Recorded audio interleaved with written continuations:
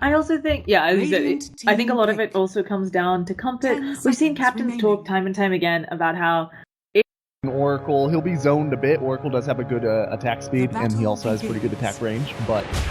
Oh my goodness, this Pone is crazy. He goes in for that snowball. It's gonna be our first blood. There's no way out of this, and Auto will get it. I saw him hanging out over there in the minimap, and just as... A lot of regen to deal with Sparta. This matchup, who do you think it favors? Moving up here toward that, really is going to come down to the rotations, right? Because the Death Prophet should be able to harass out with the magic damage, use her bottle in order to make sure she has the damage output she needs. Alacrity still a very strong skill, and the Invoker is still a very strong laner. But presumably we're going to see the rotate pretty soon. Yeah, Pone is most likely dead again. Rocket Barrage will be shared by the creeps, but there's too many units around here. And Jarek's able to help out with another kill. It's not unexpected, but he may end up having to jungle a little, and as you said, here comes Jerax. Where is the roll going to be? He actually hasn't used it. The Spirit Siphon is supplying a lot of that slow. Mastermind doesn't have a way out. He tries to turn and do something, just eats his Fairy Fire, but one more auto attack. The Salve going to make it 2. He goes down. That's exactly what we were just talking about, right? That it comes down to the rotations. Jerax came in at a relatively predictable, but still very well executed timing. And Invoker just wasn't maintaining the mid-lane equilibrium well enough to keep himself out in front of that. They actually take down Mind Control on that bottom lane. He used it well, but I think he'll get a level here, maybe. Oh, and Jerax, oh, there he goes. He's going on in. There is going to be a snowball at the ready, but no, Pone gets stunned up. And no level 3 for him. Even a snowball. Yeah, there's not much Mastermind can do here. He does not have Ghost Walk. I mean, what's he gonna do? Cold Snap this Earth Spirit who comes in to murder him? Maybe. Fortunately, this time, he does have Equilibrium in his favor. Makes it much more difficult. Oh, and Mind Control on the bottom lane. He doesn't have a Time Walk, looking like the autos will be enough. Again, he's brought down with the Oracle nowhere near a big Morphling than a big Gyrocopter.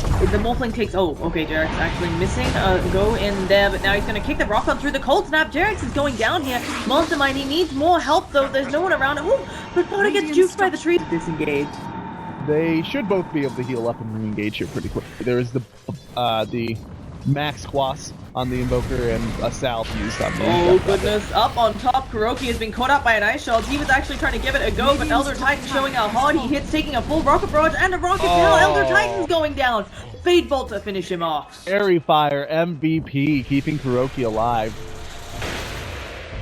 Just doing good. Oh, are we going deeper? Matumba Man, one more auto attack will get him pwned.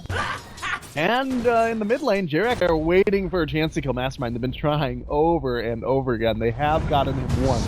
Oh, and that is, it is. There's going to be an Ice Shard coming out. A roll in onto Jerax. Jerax is taking a lot of damage, but this is an Exorcism. The Sunstrike going to be going down after the death, and now Fodder going... Turning around for that Sunstrike was a very high-risk, low-reward play. Kuro gonna get stunned up a little here. Gonna have the Ice Shards, though, so the DD, it's enough! Well played, Zenigata there.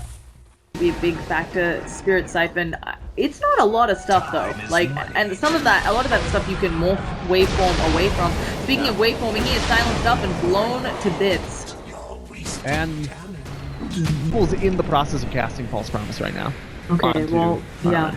We'll see exactly what happens there. There's the False Promise coming out. There's gonna be a snowball, and Matumba Man gonna share the Sunstrike with Mind Control. Matumba Man still so full of life. The Earth Splitter comes out. It's gonna pull back nobody. And this is a completely lost team fight for PRIES. Pone gonna just finally be the one to fall. Tower will be the prize. And a bolt of damage as the Fortune's End is coming out. They still need more to get him. Jerax staying by him, gonna knock him away in hopes of saving his life. He's got the TP. Jerax will sacrifice his life. Well played there. Yeah, well played by Jerax. It just the kind of it's those sacrifice plays that really make one of the things that make the Kuroki is getting the kill on Zenigata using that waveform. He's going to get Warriors punched up. Will they even get this kill? He's walking out of the split slept up. He's going to go down, but can the creep help out? They need more damage on him. They finally get him. That's a dominating streak. Mind Control coming back in. Has the Chronosphere in 1 second, and here comes Sparta. Somebody's getting Chronosphere. It's both of them, and now the Exorcism just going to pound away onto Pone. Mastermind TPing out in the back line. The Yules on R&M, so there's no saving this Elder Titan, and he goes down. Yeah, that started as a pretty nice little catch on the Rubik, but when you end up trading up around the same time as well, and there's no significant wave clear coming out of Prius. They have a wave form, but Morphlin can't use that to clear going down off the high ground. They've got nothing else.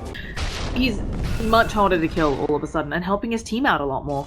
Can I just mention how much I love the Ether Lens build on Rubik? I think it's such a strong build. We don't necessarily see it all the time, but in mid lane. Monster Mind gonna take that time dilation. He does get the false promise on when the split earth comes up. Mind control backtracks all of it with that time warp, and now Zenigata, he is the one being spirit siphoned off. Monster Mind is still alive, finally not hit by that time dilation, but in comes Kuro again as the waveform, and they're gonna blow up too. They may have lost the Aegis, but who really cares? Spot is happy with that, and now RNM fall into autos.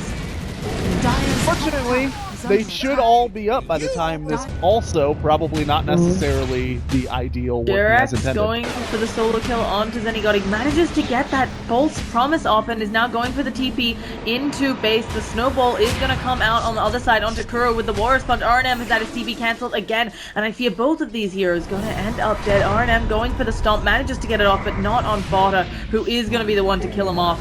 And that's no spirit. Pone having his own snowball turned against him by Kuroki. There's also Time Walk in front of him, and the autos should do it. He is slowing the movement a lot. Oh, they're gonna give it. Who did they try to Sunstrike? Doesn't matter. Monster Mind silenced up. Also having the Spirit Siphon. Exorcism blown on him. They're so close to the tower. Monster Mind summons some units to help tank with him. He goes down to the Crypt Swarm, and now Morphling in a bad spot. There's the Chronosphere for him. He's morphing strength, but it doesn't matter. They have a lot of damage coming out here, and a silence. There is the Lincoln being popped, lifted up. Goes There's no down. buybacks. This is a tower. Whether these supports have the ways of stopping it. I mean, they do have Stomp, they can delay things. Then you got it coming very far forward. Mind Control also playing with them, kind of. The Astral Spirit's gonna go back out, going for the Stomp there. Gonna catch quite a few of them. The Earth Splitter is completely lined up there. They're gonna catch a bunch of them, but the Time Walk immediately stopping things. Narnim's stunned up as well, and now Pone, he goes down. Mastermind is back, pounding into Kuroki. They need to get some sort of return damage here for how much they took on their tower, but Kuroki just earns up. Finally, Zenigata gets the kill on him. There is the call down from Matumba Man. Mastermind Rocket Barrage with his name on it, but he's not quite close enough. Mastermind does go down, and now Morphling coming on in. Matumba Man blown up. They've defended. Yeah, well, part of that was that the gyrocopter Matumba. To still get in lane, not always the best, but taking a look at things, 15,000 net worth, 12,000 experience, those numbers are going to dip back a little bit from the successful fight, but still hard. Still an uphill battle for sure. We're talking the Boulder Smash stun. Those aren't going to be blocked by the Lincoln Sphere, right? We've got a snowball in Earth Splitter. Oh, he's going to be force-stopped away. What a Kuroki. He's going to help out his team. Now there's a cooldown. Mind Control does not have the Chronosphere, but he is going to time dilate all of them, making it very hard to fight. Pone will get on out of there alive. RNM is just standing and trying to fight up Mind Control, but suddenly the rest of Mind Control's team is there, and RNM needs to get out. There's going to be a TP in from the Morphling, but he's stunned by the Stolen Deafening Blast. Maybe he'll be able to find Kuroki, but silenced up. He's dead. No buyback. Again, the Exorcism is coming out from Fodder. Mastermind is going to fall here. Silenced up, Crypt Swarm down, and now Mind Control just poking away at the rest of their lines as Fodder comes in. That is a tower in mid, finally. Or bottom, Yeah, if they're that's going to where get they bottom. decide to They're go. going to grab a Rax here, then they'll probably rotate mid. Once again, we're really early in this game still. We're only at 23 minutes, so the respawn timers relatively quick. Won't be fast enough to preserve the base, but might be fast enough to preserve the mid lane Rax. Probably not the tower.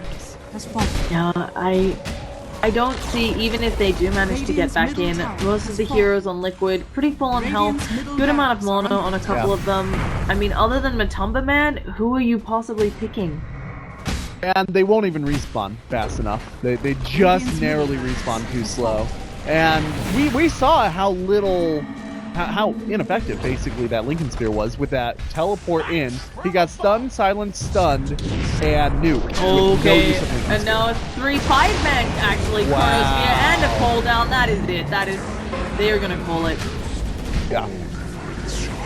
A really good showing by Liquid, and this game really maybe goes to show why PRIES is a regional team and Liquid is out there in the international scene.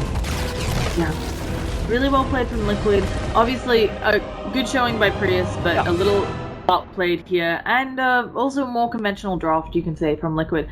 Either way, folks, I'm Llama Down Under. I've been joined by the Wonder Cow. We have another game coming up, but that one isn't for about another half hour. We'll see if the teams want to start faster, and that's going to be Wombat versus Mama's Boys. Obviously, Mama's Boys have had some changes. We'll see how their new roster goes. But with that, folks,